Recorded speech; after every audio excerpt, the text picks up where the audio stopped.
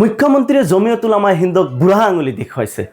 ঠিক আছে বাৰু, কিন্তু এই বুঢ়া আঙুলি দেখুৱাৰ আগতে জমিয়ত উলামা হিন্দ কোন হয়, কি তাৰ পৰিচয়, এই বিষয়ে কিন্তু আমাৰ জনাৰ প্ৰয়োজন আছে।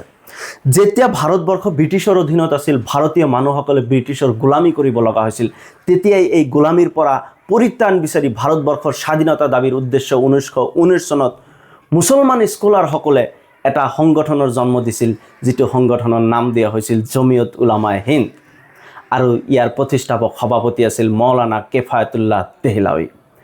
এই জমিয়ত উলামা হিন্দৰ সদস্যসকলে ভাৰতৰ স্বাধীনতা যুদ্ধত সক্ৰিয় অংশগ্ৰহণ কৰিছিল। বিশেষকৈ মহাত্মা গান্ধীৰ নেতৃত্ব দিয়া সেই অসহযোগ আন্দোলন, ভাৰত ত্যাগ আন্দোলনত ভাৰতত লাখ লাখ জমিয়ত উলামা হিন্দৰ সদস্যসকলে অংশগ্ৰহণ কৰি তাৰ হাজাৰ হাজাৰ জমিয়তৰ সদস্যসকল কিন্তু ভাৰত ভূমিৰ স্বাধীনতাৰ কাৰণে আত্মবলিদান দিছিল, ভাৰতৰ স্বাধীনতাৰ কাৰণে শ্বহীদ হৈছিল। যদিও মোৰ হাতত সম্পূৰ্ণভাৱে তথ্য নাই, তথাপিও বহুতেই দাবী কৰে সেই দিল্লীৰ ইণ্ডিয়া গেটত থকা 93,000 শ্বহীদৰ ভিতৰত কিন্তু 63,000 হৈছে এই জমিয়ত উলামা হিন্দৰ সদস্যসকলৰ। এতিয়া কথাটো হ'ল, যেতিয়া ভাৰতবৰ্ষ স্বাধীনতা হ'ল, এই স্বাধীনতাৰ সময়ত ভাৰত বিভাজন হৈ পাকিস্তানৰ সৃষ্টি হ'ল। এই পাকিস্তান সৃষ্টিৰ সময়ত কিন্তু জমিয়ত উলামা হিন্দে প্ৰথমতে ভাৰত বিভাজনৰ বিৰোধিতা কৰিছিল। আৰু এটা কথা পাহৰিলে নহ'ব, এই জমিয়ত উলামা হিন্দৰ সৃষ্টিৰ সমসাময়িকভাৱে 1919 চনত ভাৰতবৰ্ষত আৰু এটা উগ্ৰ হিন্দুত্ববাদী সংগঠনৰ জন্ম হৈছিল, যাৰ নাম আছিল RSS। আৰু RSSৰ ভূমিকা ভাৰতৰ স্বাধীনতাৰ সময়ত কি ধৰণৰ আছিল, এই কথাটো কিন্তু সকলোৱে জানে। এই RSSৰ অক্সিজেন লৈয়ে কিন্তু বৰ্তমান সময়ত বিজেপি দল চলি আছে।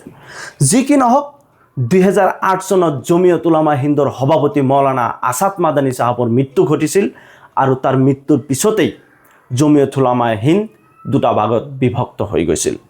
আৰু এটা ভাগৰ সভাপতি হৈছিল মৌলানা আৰশ্বাদ মাদানী চাহাব, আৰু এটা গোটৰ সভাপতি হৈছিল মৌলানা মেহমুদ মাদানী চাহাব।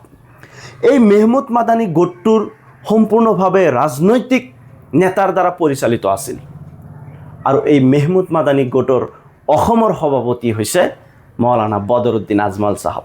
বহুতেই কয় যে বদৰুদ্দিন আজমল চাহাবৰ বৰ্তমান শাৰীৰিক অসুস্থতাৰ বাবে এই বিজেপি দলক কেনেকৈ লাভৱান কৰা যায় তাৰ উদ্দেশ্যে বৰ্তমান সময়ত কিন্তু এই মেহমুদ মাদানী চাহাবে কিছুমান অসমৰ মুখ্যমন্ত্ৰীৰ বিৰুদ্ধে মন্তব্য আগবঢ়াইছে, আৰু যি মন্তব্য অসমত সম্পূৰ্ণভাৱে কেৱল মাত্ৰ বিজেপি দলকহে লাভৱান কৰিব পাৰে। যদি এই প্ৰশ্নটো জটিল, তথাপি কিন্তু এই প্ৰশ্নটোৰ উত্তৰ কেৱল মাত্ৰ অসমৰ মুখ্যমন্ত্ৰী মহোদয় দিব পাৰিব, আৰু এই উত্তৰৰ কাৰণে আমি আশাবাদী। ধন্যবাদ।